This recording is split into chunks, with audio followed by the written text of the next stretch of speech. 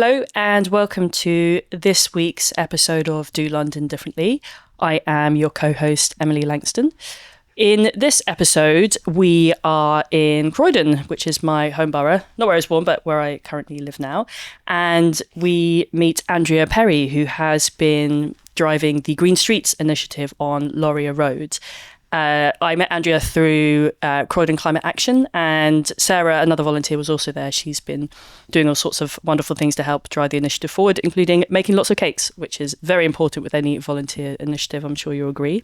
So it started to rain kind of as we were walking up and down the street. You probably hear me trying to shelter the microphone, and you can probably hear some of the rain in the background. But we walked up and down the street looking at where volunteers have been de-weeding, so naturally de-weeding, and they've actually worked with the council to stop them spraying harmful pesticides on the road. So we talk a little bit about that.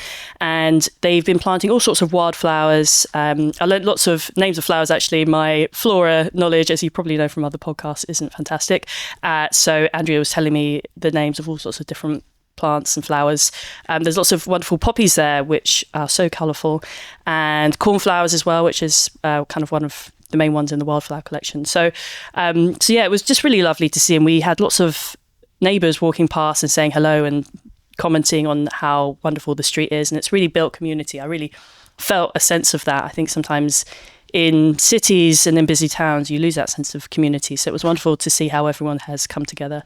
And I hope this does inspire you to perhaps think about running and setting up your own green street.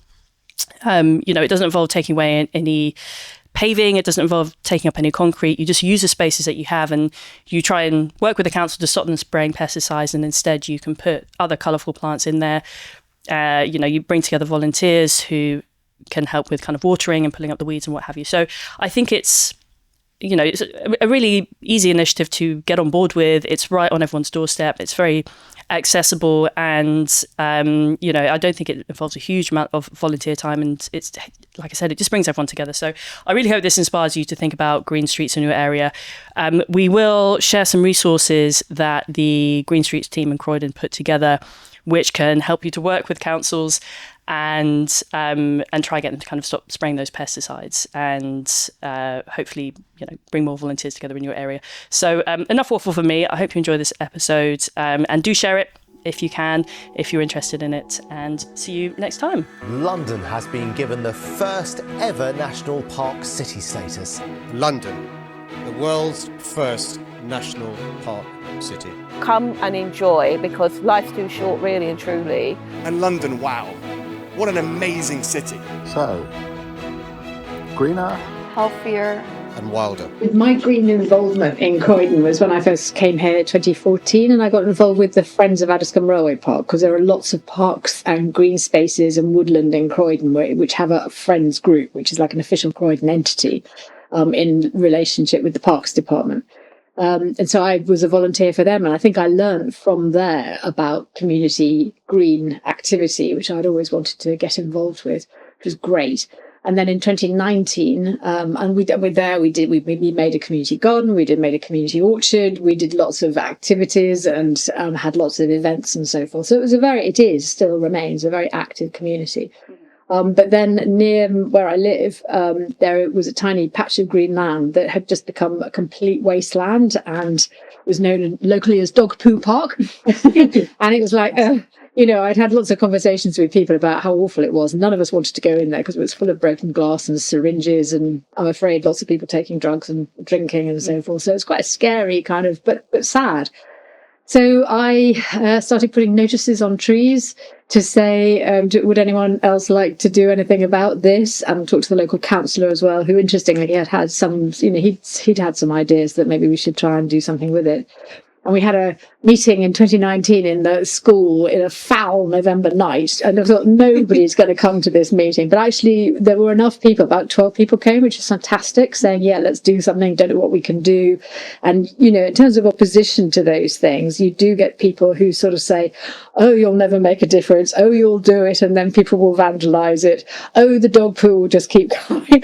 So in a funny kind of way, I have learned over time to go, oh, okay, then. And it speaks of people who have become chronically disappointed, chronically not believing that there could be something better and brighter. And if you're that ground down, then I think that to hope again is really a big risk, and demonstrates a willingness to be open again to further disappointment. So people, in a sense, put their disappointment on you first. It's a bit dispiriting, but we went on. Then it was lockdown. I can't do a thing. But after when it came to I suppose about the June, maybe June, at the end of lockdown, we had this group of 12 had created a little short list of things that we were going to ask all the houses around that piece of land. And my belief is that you shouldn't do a project like this without consulting people around, or unless you're going to make it just for your house and your neighbours because you both agree. But if you want to do a street, well, then involve people, So we knew that because of my community park experience before, I knew some of the parameters of what you could and couldn't do. So we made a short list of things that we thought might be possibility, always with and any other ideas, but thinking, oh, please don't say lots of expensive play equipment because, we can't do this. Anyway, so we then delivered that to 854 households in the local streets around. Yeah, we delivered it. And we got a huge response rate, maybe like 60% response rate, which was amazing. And people voted. So we knew what the core 5 priorities were, and then we set about fundraising. The local councillor helped us with an initial tiny. We were given £1,000 from the councillor's budget, and we set about fundraising through. That some companies, when they do development in an area, they then have to do some social investment as well as a kind of compensation to the community. So we made application for that kind of thing and got some help through L&Q, which was fantastic. And so, the little park just at the top of this road now is amazing. And there's a very strong group of community volunteers who come together to work in it and to come to events and put events on for the wider community. And it's just a beautiful space. And the first time we started working there were 97 patches of dog poo. These days, kind of, you might get 9 or 10 or something in a week, but it's a completely different entity, and far more people are far more responsible. It's just a joy, and so many people. I'd love to have one of those look down at an area and see the number of social connections that have been made, because it feels like people say it's safer to live here because they speak to people on the street. And I'll just tell you 2 more stories about that, or maybe as I was knocking on some doors of some people to talk about it, one person came to the door and she was going, oh, well, they'll vandalise it. Oh, well, they won't do this. Oh, you won't be able to do that. They'll dig it up. Oh, they'll steal it. And then, oh, you can't plant that because I'm allergic to it. And I came away and I was so dejected. And I walked back into the park and there were these 2 young blokes sitting on a bench. And normally they were surrounded in a cloud of ganja, and it was the same thing. And so this guy, one of these young blokes, said to me, I didn't think he'd ever registered me before. I didn't know. And he said, what's the matter? You're not your normal self. And I thought, I didn't even know you'd notice me in this kind of ganja haze. And so I said, well, they've been going, the other. And he went, don't worry, we've just been sitting here talking about how do you sustain hope in difficult times. And I'm thinking, have you? That's incredible. That's amazing. And I said, well, what's the answer? And he went, just keep going. And it's like, so our mantra is you do what you can. And I think that's really important, actually. So that's how that came about. And then I'm part of Croydon Climate Action. So I'm with Andrea Perry, and we connected through Croydon Climate Action. So Andrea did a fantastic presentation about green streets because, as you say, you've been working really hard with such a huge community. I have a lot of questions about how you manage a community that size, but we'll come back to that. And so we wanted to kind of explore this theme and this concept as part of London National Park City because there are so many communities where we could do more of this kind of green streets, tile flipping, or tail whipping, as they call it, to butcher the pronunciation in the Netherlands. And wanted to kind of just dive deeper into how this all came to be and how we can perhaps share some of that knowledge all over London and get more of these green streets and green spaces up and running. So great. So we're both part of Croydon Climate Action. Do you want to maybe talk about how you found your way into Croydon Climate Action? You've lived in Croydon for a long time? 11 years. 11 years, okay. Yeah. I can't honestly tell you the truth, remember exactly how I came across it, but I think, Croydon Climate Action turns up at all kinds of events and things, or different people I know put me in touch with it. But I became interested in the part of it because there's lots of different campaigns going on about reducing the use of pesticides. And so a little group of us were meeting, talking about that.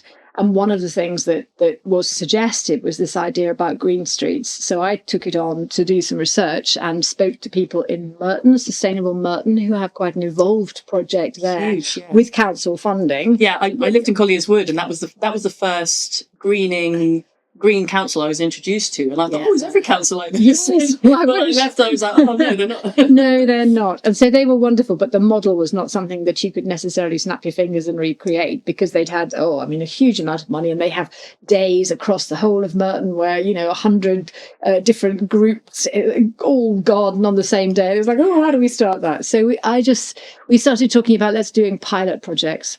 So this road, Laurier Road in Addiscombe, became a pilot project because I live here. And so my first step was to talk to some neighbours and to see if there was some small caucus of people who would be supportive. So I spoke to them because I've got friends here because of the other project, probably, just because I'm a friendly person in the road, I suppose. And we do talk to each other more. So there were a few people who said yes, they'd be interested. So the next thing we did was to write to the council and say, this is what we want to do. This is why we want to do it. We want to reduce the use of pesticides. We want to enhance the environment. We want to bring people together to make this a piece of community action. And we are willing to take the responsibility for weeding the streets at the same time. So you stop spraying, and we would then like to plant up the tree pits, and we will weed anything that isn't a weed that would be friendly for pollinators. Because there are some, for example, shepherd's purse, which might tuck in. It's not going to tear up houses. It's a modest little plant. And some pollinators might like to go to shepherd's purse because it's a native species. But without that being destructive to the road and without it getting unmanageable, because then, of course, if it gets unmanageable, people complain to the council, and then it creates a trip hazard. It attracts broken glass, it attracts litter, but we'll do that. So in a sense, we're making an offer saying, take us off the spray list and do this. So we got going. We got going at the end of April. So we had in a sort of tacit approval from the council. We'd like to support this. We'll look at the process. So we got going. So we delivered letters to everybody in the street to say, this is what we want to do with these aims. First of all, would you agree to not spray in your front garden? Because there's no point in the council not spraying in the street, but then people using Roundup. Yeah. And the reason why glyphosate is so bad is glyphosate is this key ingredient in things like Roundup. And it will not just kill the plant it's intended to kill, it will kill everything around it. And once those things are gone, the substance stays in the soil for several months, which makes it very hard for anything else to grow. It's indiscriminate. Also, it's highly toxic. There's some interesting research out recently that shows it's got a link to cancer, which I think there's going to be more and more information coming out about that. But also, it's very bad for the wildlife that's around it. So if you've got pollinators coming in, it actually affects their physiology, may kill them, but it also may affect how they metabolize, how they actually function, how they develop their offspring. Therefore, things like slugs and worms in the soil are going to be damaged as well. But the reduction of pollinators is obviously really crucial for all of us. And then there's a knock-on effect. There can be birds, there could be cats and dogs. Yeah. And there's the thing around the 5-second rule. If your child drops the apple and it's a 5-second, you wouldn't want to pick it up if it had just dropped, and you won't know that the council has sprayed there. And when they spray, obviously target tried because it's now done. The council has reduced the use, but not completely got rid of it. And there is a reason for that, but I'll come back to that. But if they're spraying it, if they spray on the pavement, the soil will absorb it. They'll spray on the pace, and when that's raining, that's going to wash straight off into the water system. So all ways round, it's bad news. And we hope that eventually glyphosate will be banned for the toxic substance that it is. Are there natural substances that you can put on, like a homemade mix of like water and baking soda? Or I know it's boiling water is actually, to be honest, you just boil a kettle and you pour it on the crack of the pavement, and that will finish off most things. Oh, perfect. But the council can't go around with boiling water. No, absolutely. That is totally understandable. That's quite an easy thing to do if you just boil you just have to be careful, health and safety. Yes. Exactly. If you wanted to get rid of something. There are also some other things based on, I think, acetic acid is another one. So there are alternatives. The problem for councils is that they are much more expensive than glyphosate. The other thing is that if you have things like Japanese knotweed, they inject the Japanese knotweed into the Japanese knotweed. And I understand why, because it's an incredibly invasive species. And it's one of the few notifiable plants. But the worry is that they also do large areas where there are brambles and bindweed and buddleia and so forth. And it's like, okay, we can only do so much. So our focus is currently on the green streets, because if we could get more streets to be off the spray list, then that will be significant. And it will be significant in the sense it will create more corridors for biodiversity. Because roads intersect between parks. So you could, and also there are some species of pollinator that can only travel something like 150 metres, 175 metres, which means that if you've got this road connected to this road, connected to this road, connected to this park, you can make lovely green corridors for them if they're travelling short distances. So it makes sense and it will save the council's money eventually. If they're not having to spray, and spray also save those poor operatives who don't have to go around spraying. And then they'll be harmed themselves. That's right. I mean, it's interesting because obviously there are a lot of people who love having very manicured driveways and lawns. So did you get much pushback from the local community? Okay, so if you look at this road, we don't go for lawns and front gardens because they're so small and mostly taken up by the bins, unfortunately. But yeah, some people have just got flagstones there. And so they might have wanted to use Roundup. We've had some personal conversations with people, and it's never a question of saying don't and it's bad and whatever. It's just going, okay, well, can I tell you what the impact is and had you thought of and so forth. When we got the survey back from the local houses, nobody wrote back to say, I absolutely don't want this to happen. We had about a 35% response rate, which is phenomenal for any kind of survey. So yeah, we said, would you please not spray in your front garden? Is that okay? Secondly, would you like a pot of wildflowers for your front garden? Because that will, again, increase the area for the pollinators, increase the corridor. And thirdly, would you like to help? Would you like to find out what helping might mean? And we had quite a lot. Everybody said yes. And there was one family that I remember talking to who said, well, we don't, we can't get involved. We don't want to get involved, but we won't spray. And that's completely fine, So if anybody did think this is a bad idea, nobody actually said that to us. However, I am aware that a road near here, where somebody else has been inspired to do something similar, somebody has got in touch and said they don't want it to happen because they want the street to be clear. But I think that's a question. What my recommendation to them would be for them to speak to the person and say, would they be willing to to see how it goes? Because the commitment from the people in the street, if you're doing it on a street level basis, is to do the weeding. And if that person felt that wasn't happening, but would they be willing to give it 6 months, give it a year? So we had one person here in the road where I was doing some planting in a tree pit, and she came out and said, please don't do that. I don't want anything put in this bed. So I said, oh, can you tell me why? And she said, oh, because I'm disabled and when I can't get out of the car door, might go in front of the tree pit. So I said, okay, I promise we will just plant very low growing things. And if you find that's a problem, this is my name, this is my house. You just come and tell me and we'll remove them straight away. Could we try and see? And she went, okay.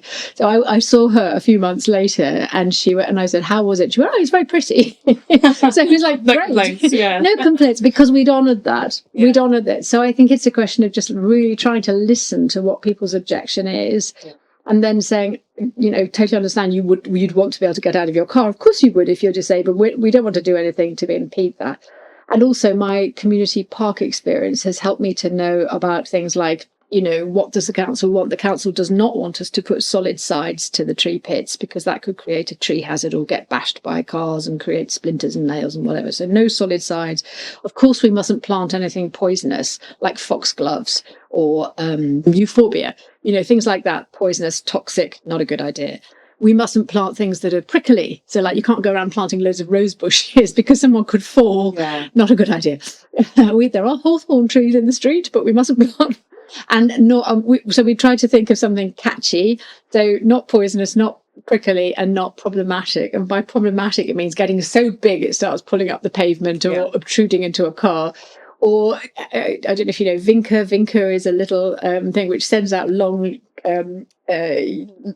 fine lines like a bindweed. It's not a bindweed, it's much nicer, but the stem is very, very long with nice leaves and pretty flowers, but it can create a noose for your foot, which is a bad idea as it becomes a trip hazard. I feel like that's reminding me of, like, I don't know, Disney films where characters get tangled up with things like that. Totally. So you don't want to do that. No. So things like that, the sort of simplicity of it, really. And then looking at the road, the margin between the wall and the pavement, we need to weed in that gully.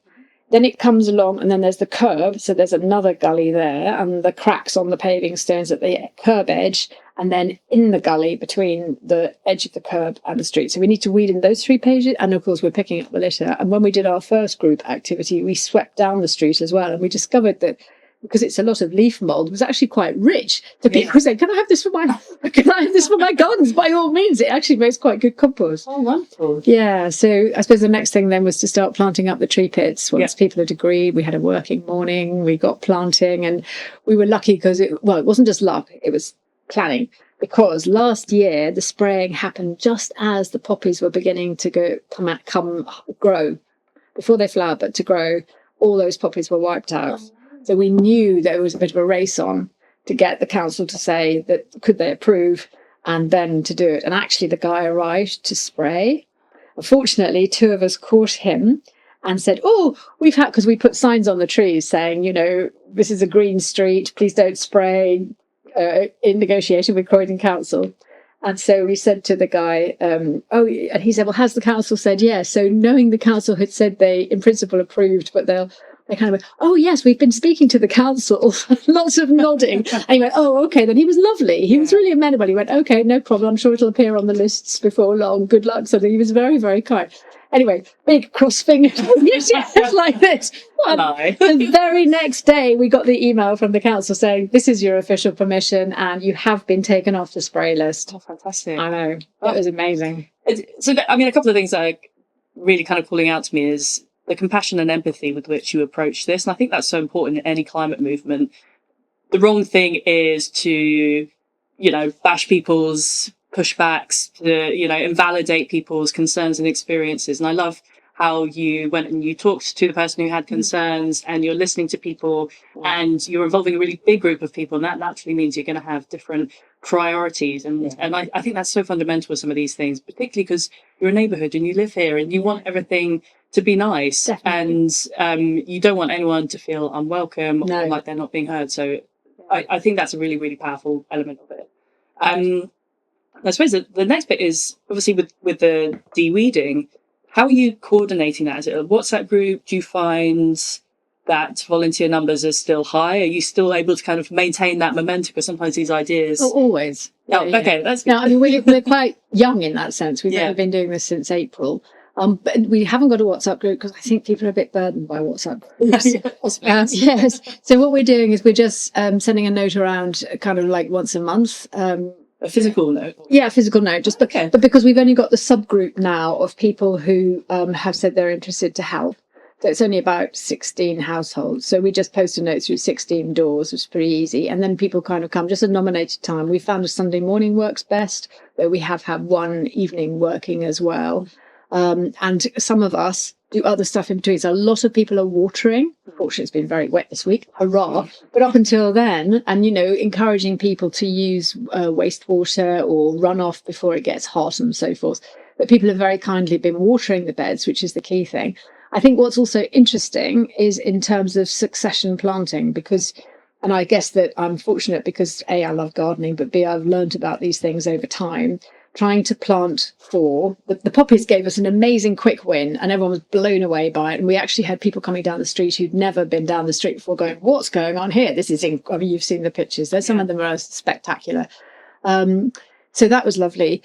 So the poppies were very striking and everyone's going, oh, look at our lovely street. And we made it very tidy and so forth. But the poppies start going over, of course. Yeah. So you have to have a think about what else. So we put in some sort of bedding plants, which are not ideal in the sense that, they're not necessarily native species or whatever. But again, it's like quick win because people want to see the results of their labours.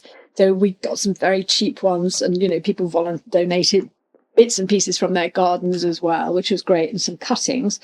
Then we put in things like geraniums. I had a lot of cuttings of geraniums and sedum because those are slow growing and very drought tolerant and will just, sometimes it's so warm here in the winter, geraniums carry on all year, because it's sheltered. In London, London, you can see geraniums in full flower in Christmas or winter. It's incredible. So we're putting more and more of them in. They're not, as I say, they're not necessarily the ones you'd most want to have, but it just reminds people this is a bed to be protected. And then we put in a lot of wildflower seeds. And one of the flowers there is Phacelia, and clover. And both Phacelia and clover are really good soil nutrient makers. They nourish the soil they're in as well, which is really brilliant. So it means that once that dies off, we can just chop it all up and put it back into the soil. Right. So we're trying to do things like that. And then, as I say, with the wildflower seeds, we are continuing to both put them in, but also to collect them so that we can keep reseeding for next year. So last working morning, we were going around clipping off all the poppy heads. So I'll give you some. I've got a vast number of beautiful poppy heads, poppy seeds. So every single bed here will be seeded with poppies. So next year it should be incredible, frankly. I've never known about to getting the seeds back. Yeah, that's really. I've always wondered, who puts the wildflower seeds together, and that's such a genius idea to keep. Yes, no, I think it's really important because also then we can literally seed the idea or seed the, literally help other areas get going, because the poppies are such a kind of, we've got two kinds of poppies. We've got the native, the ones which are very, they only last for a day, but they'll keep coming from the same stem. And the more you deadhead, then the more that they'll come. And then we've got the ones which are rather grander, like the Papava orientalis ones, which is just incredible to have in a street like that. I think you've seen the photographs. I hope in the podcast you'll be able to put the photographs in. Yeah, definitely. Yeah. We took photographs of the streets nearby, and we call them bleak streets. So it's bleak streets to green streets. That's a good campaign. Yeah, it's a nice campaign. Yeah. And then Croydon Climate Action stepped in because there are some wonderful people there who are really good tech-wise. That's not my strength at all. But they made some lovely sort of sandwich boards of, this is what you can do, this is how you do it. And we have created some templates for people. So in terms of spreading the idea, we've created some templates. So the letter we wrote to the council, the letter we wrote to the neighbours, the ideas for different things to plant, and some things around like health and safety. You have to think in terms of, because you're handling places where dogs may have pooed, you probably need to wear gloves. You need to be careful because there may well be broken glass or canisters or whatever. So things about, what to think about. One person asked us, what about being inclusive in terms of people with disabilities? And that's tricky if you're thinking tree pits, because you would have to kneel. But things like kneelers can, of course, be very helpful. And in some areas, if it isn't just the tree pits and the weeding, then and they could do litter picking, because there's long extended litter pickers, which is great. But, if there's a little patch of green or something, then I don't know if you've come across a keyhole bed, where you do a raised bed in an arrangement like this. So you can go in here, which means you can, and it's at waist height, means you can easily reach these parts of the raised bed. So rather than just one raised bed and you can't stretch, you're actually in the middle of it, surrounded by like a keyhole. That makes a lot of sense. I feel like I've also seen it. I've never heard it called keyhole. Beautiful. So like this, like that. Here's the bed. It's such a great idea. Yeah. So things like that are possible to build, out of old crates and things, so. Fantastic. Well, should we go out and have a look at some of them? Yes, do. And shall I give Sarah a shout and see if she can come and join us?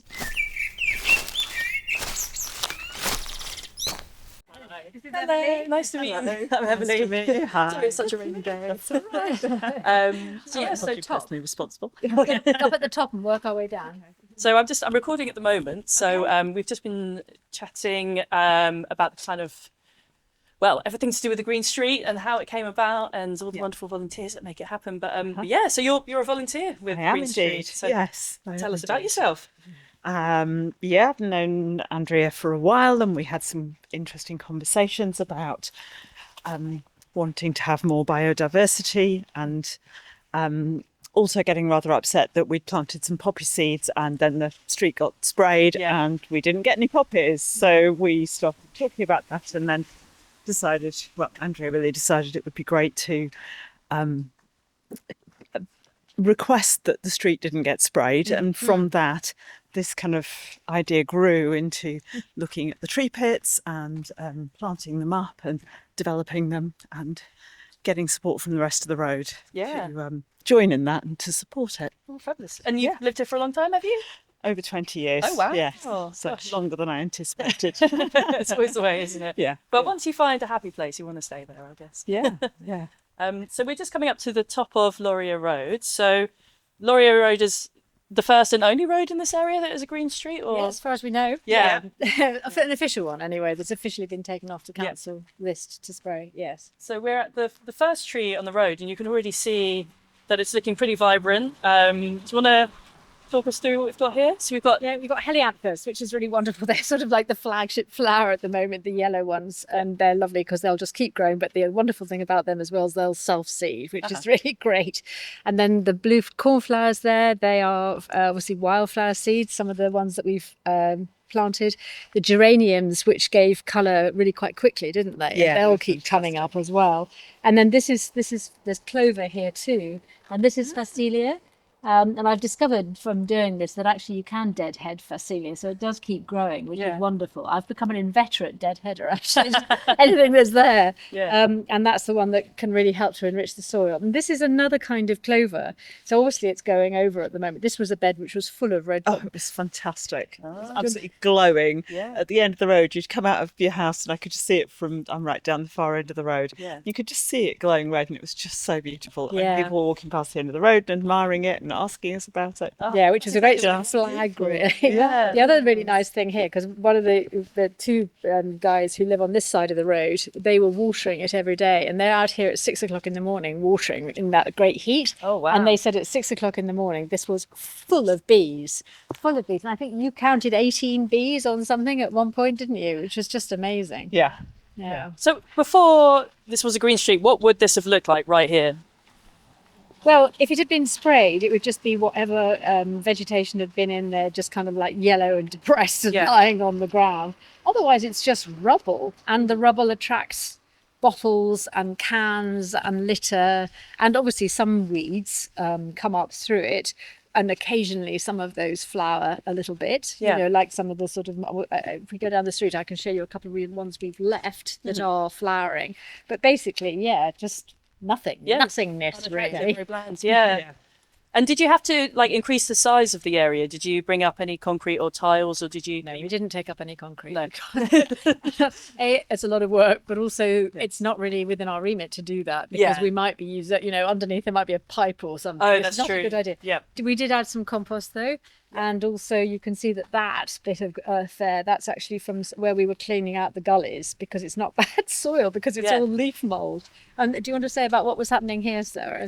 Oh, well, we had a lot of stuff that had been cut down. There was a sort of shrub bush overgrowing this fence, and then the owner had cut some down but just left it, and then that had attracted more and more rubbish as well. So it was just a bit of an eyesore. It was getting in the way of the pavement, and we just cleared it up. Nice. Yeah. With their permission, presumably, or No. Well, it's on a public street. But yeah, it's on the street. Yeah.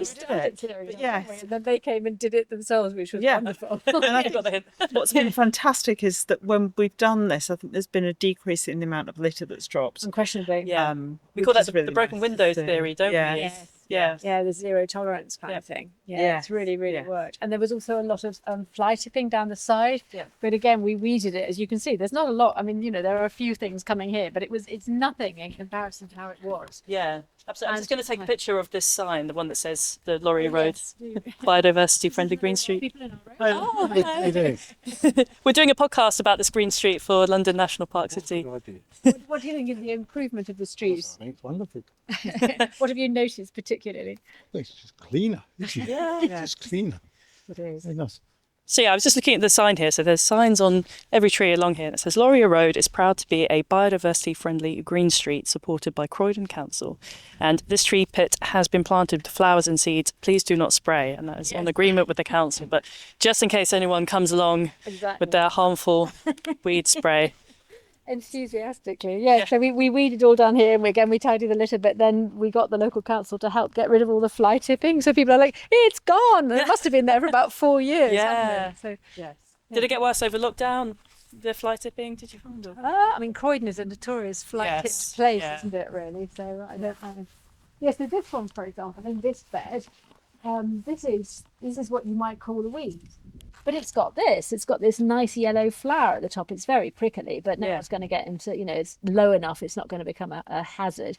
But that is great for pollinators, so we'll leave it. Yeah. So I guess it's a question of, there are some things down here which are never going to be any good to man the beast, really. They can come out to keep the street neat, but ones that are going to do that, what's not to like? Yeah. A weed is only a plant growing in the wrong place. Exactly, yeah, exactly. And the soil looks so kind of fresh and new and Yes, it does, doesn't it? Which is really nice. healthy. Yes. So in this bed, you've got helianthus and lots of clover. But these things, I'm going to have to come out and pull them off. This is these things. This is a very deceptive plant. I mean, it's storing carbon. It's storing carbon at the moment. But actually, that goes up enough, and you think it's going to be amazing. It's going to be spectacular. It's going to be wonderful. It gets to the top. It does this in one day, and then it seeds, and then that was it. That's what you've had.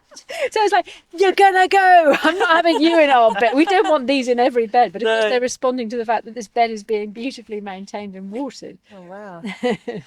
Gosh, I feel like you could almost have a sunflower in here, couldn't you? Yeah, well, yes, you will. There are some around, aren't there? Yes. That we've seen. Yeah. This is helianthus, so yeah. Wow, lovely. And it does make such a difference. You look up and down the street and it's not just trees, it's splashes of colour all up and down. That must be such a joy, either trudging to work in the morning or rainy day like this. It just adds something completely unique. Do you want to maybe say what it was like about when we had our working party together with everybody? Yeah, we've had 3 now, haven't we? 3 little mini events where we've done sort of community weeding together, and that's also involved coffee and cake afterwards, which is always nice. So we've had a really good uptake in that. We're not a particularly big road, but we had, I forget exactly how many volunteers we had show up. First time. 12, yeah. Decent. Turn out, spend an hour weeding, chatting, socialising, getting to know each other, and just getting out as well. Sunday morning, an hour shared. It was really good fun. It was really lovely, and I just feel more connected to my street because I know more people. And we're all invested in it. We're all sort of working together. So it's been lovely. Yeah, and people are talking to each other about it, aren't they? People you haven't necessarily seen before, or people I've never met before who live kind of down that end. Even as you say, it's not a long street. It's like, I've had it's a common conversational point. Yeah. This is one of the pot plants that we got some very, very cheap flower pots and gave people pots of wildflower seed if they wanted to expand the width of the corridor. So that's got predominantly cornflowers, but it's actually a pot full of different wildflowers. So different pots that you might see on the street have got different wildflowers coming up. It's interesting who's got, because it was random. It was just a random chucking of different flowers. We should do pot decorating sessions. Decorating sessions. Have green streets written on them. Yes. Lovely. And then in this one, this is a bit of an experiment because those are irises. Those are iris there that are transplanted in. Yeah. Just to see whether they work, because if they do, and I think they may, because this is a southerly facing direction, and they like to have their that fleshy tuber part exposed. If that works, we could put irises in every bed, which would be amazing. You have the poppy season, and then you'd have the irises coming through as well, which would just be really brilliant. You wouldn't know where they were, would they? It's fairyland. Yeah. Lovely. Yeah, they always look a bit like leeks, don't they? Yes, they do. And also what was nice is we've got a couple of households who've actually planted up their own bed, haven't we? So over here. Right. Yeah. Like an extension of the window boxes. Which Yeah. is really lovely. This reminds me of Claire Balding going talking to people. Yeah, so here behind you on the left is. Actually, this is something that we learned. We put these laminated signs in the bed, and only unfortunately it draws the water up, so that doesn't work. No. So we started putting them on trees as well. But we feel that it's important to have them at the top of the street in case the spraying people come down, because it just reminds them. But yeah, so they've planted here and here, which is really nice. And there's quite a few people involved, isn't there? Yes. Who come out of their houses, because you have neighbours who've been doing that as well. Yes. Haven't you? Yes. Yeah, and on the Sunday we had different people come out. So we had about 12 on the first one, and then some different people came and joined us when we did an evening community weeding. Yeah. So it's lovely. It's really good. And I remember from the pictures you have quite young families as well. Oh, yeah. So all ages, That's right. That's a really great thing. I have a lot of faith in younger generations because they're growing up with so much more awareness around these things and the importance of it, and building that community from an early age as well. I find that I wouldn't know half my neighbours if I didn't do my community garden. And That's interesting. you can end up feeling quite isolated, especially people move to London and often find that despite it being so busy, you do feel lonely and isolated. And these kind of activities where maybe if you live by yourself and you don't know anyone, or you've moved to a new area, it just really brings everyone together. It's wonderful. Definitely does. And it's there's so much research. I think the University of Essex has done research on the fact that if you do exercise, it's obviously beneficial. If you're outdoors, it's beneficial. If you do exercise out of doors, it's more than twice beneficial. So gardening and sweeping and weeding is exercise out of doors. And then if you do it with other people, you're practically ticking every box possible. And you're building community, which builds a sense of belonging, which reduces all the negative hormones of cortisol and releases oxytocin and positive happy hormones. And you go home feeling like, oh, I'm being constructive. And we have a shared meaning and a shared value system that says this is worth doing. That even if people are not involved with the gardening, they're saying, oh, the street is looking nicer, and that in itself is relaxing. There's also quite a lot of research that shows that when people have got front gardens and a street environment where they live that is better and enhanced with more plants, that their mental health is improved. So it kind of ticks every box, and it reduces the pesticide use, which is like that's the raison d'etre. But actually the way of doing it, I think, is what can really benefit. So sneaky things. Have you always been into gardening, Sarah? Or? I'm not really into gardening. I'm into greener sort of living, and definitely don't want the street sprayed with lots of chemicals. I'm not a great gardener though, but I'm a really passionate sort of community person to volunteer in other areas and stuff. So well, it definitely takes all sorts. I was just saying I'm not really that knowledgeable about plants. I'm more of a bird person, but I think when it comes to volunteering, there should be no barriers and no borders to people who want to volunteer. And if you have a couple of people who are experts, they can spread that expertise and enthusiasm to more and more people. And you're talking about accessibility if you're disabled, and they can make that easier. And it's really these kind of activities are really open-armed, and also you don't have to travel very far either. It's literally on your doorstep, because I think some people do find with some volunteer activities you expect to kind of traipse across London. Doesn't have to be that way. That's absolutely right. And you don't, as you say, I mean, gardening, you're one of your great fortes, of course, is baking. So really? The cake makers for the community weeding, which is lovely. So you burn all those calories gardening, and then you have some lovely cake after. Absolutely, It's just neutral. Been responsible for making marvellous gluten-free, in terms of being inclusive, macaroons, which are massively popular. Oh wow! And I'm also happy to look after ourselves here.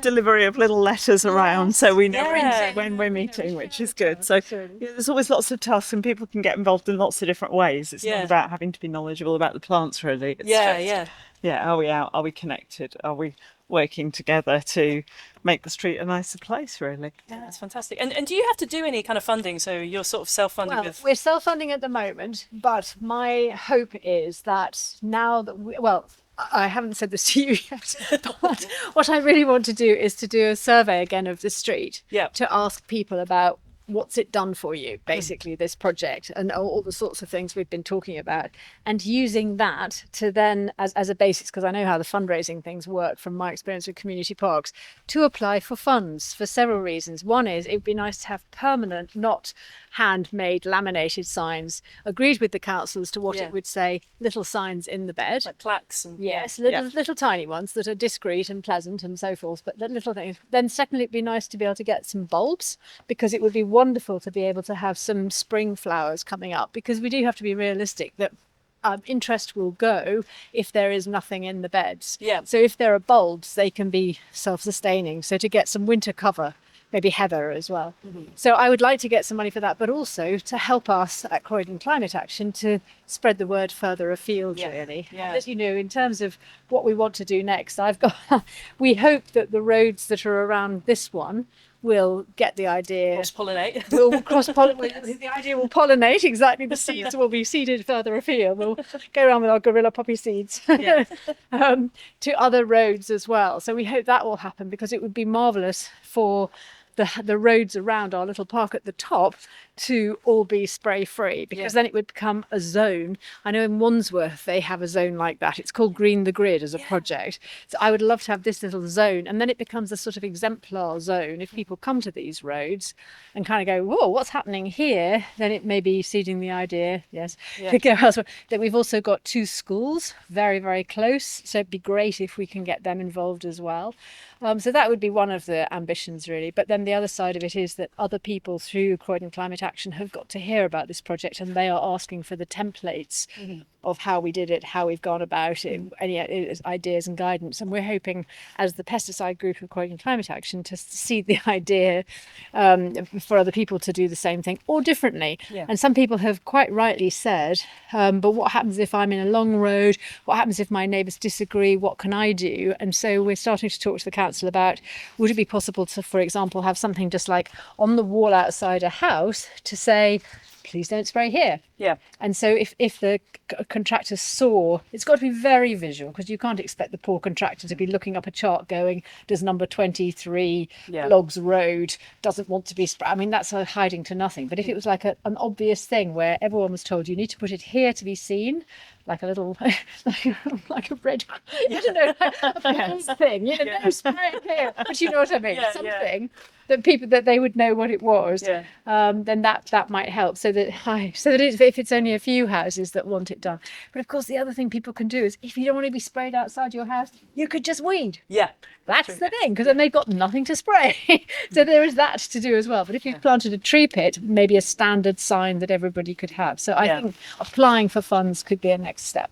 Fantastic. Well, I'd love to access some of those resources and share them with London National Park City and spread the word. But given that the podcasting equipment is getting a little bit wet, I better stop. And thank you so much. It's been such a pleasure. Thank you. No, thank you.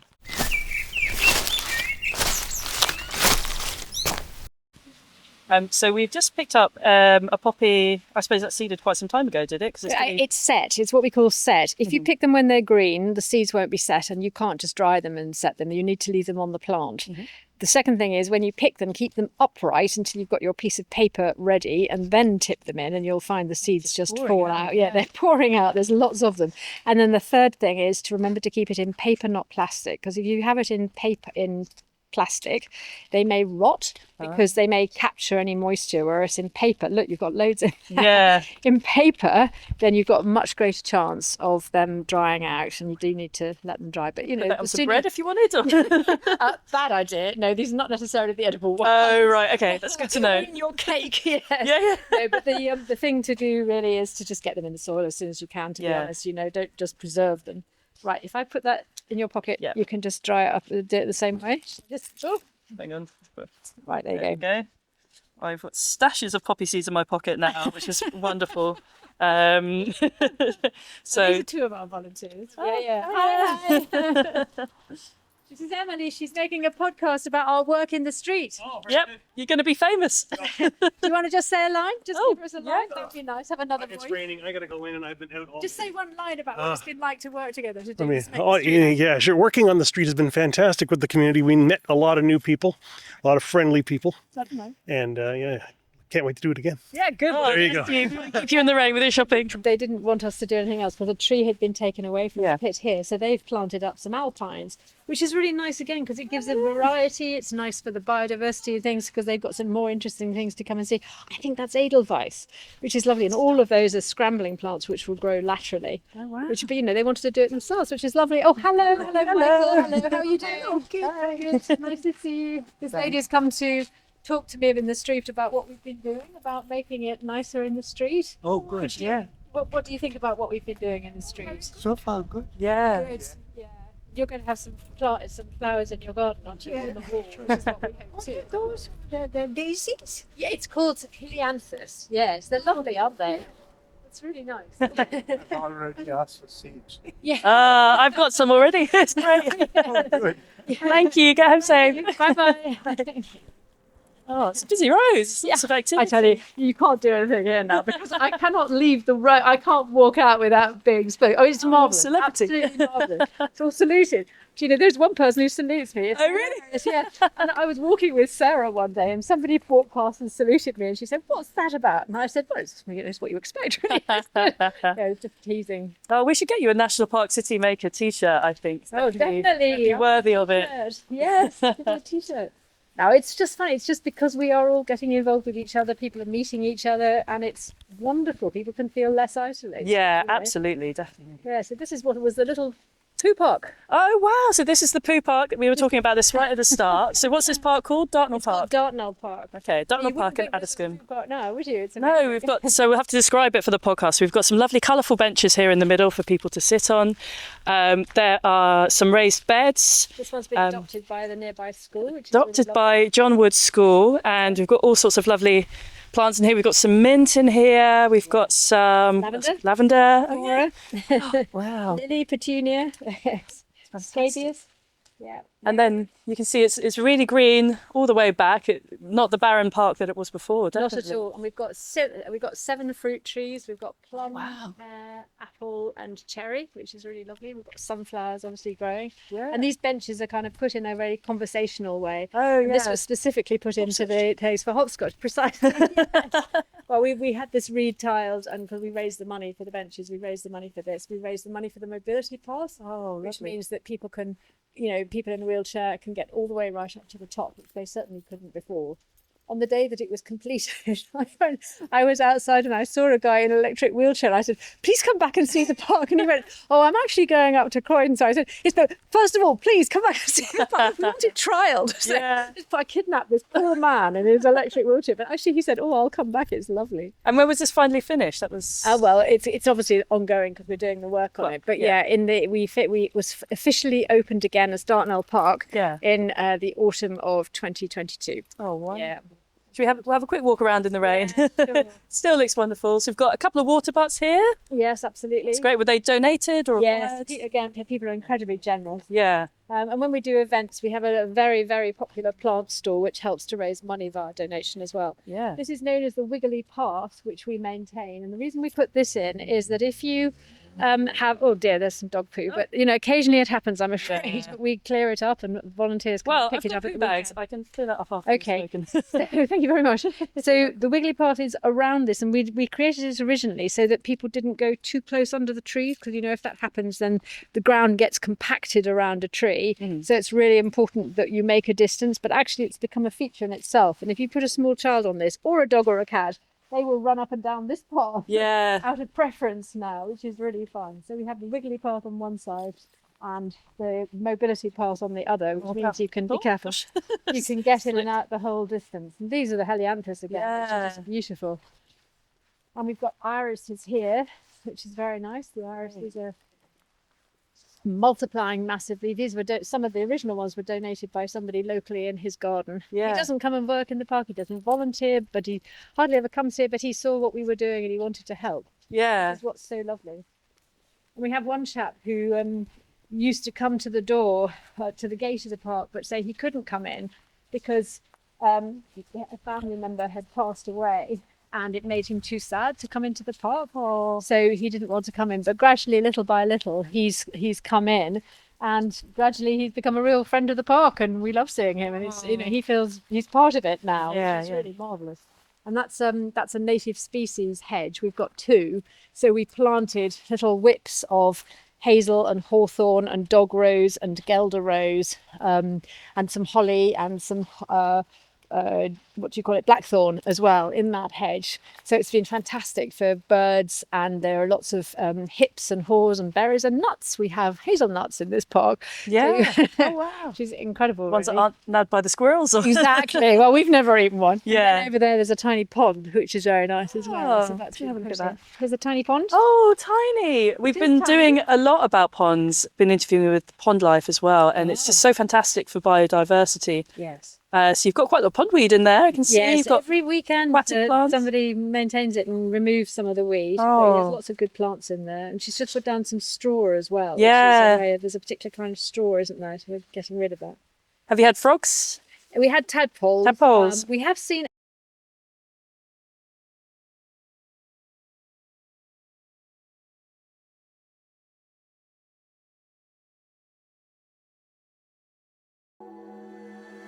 Come and enjoy, because life's too short, really and truly. And London, wow. What an amazing city. So, greener, healthier, And wilder.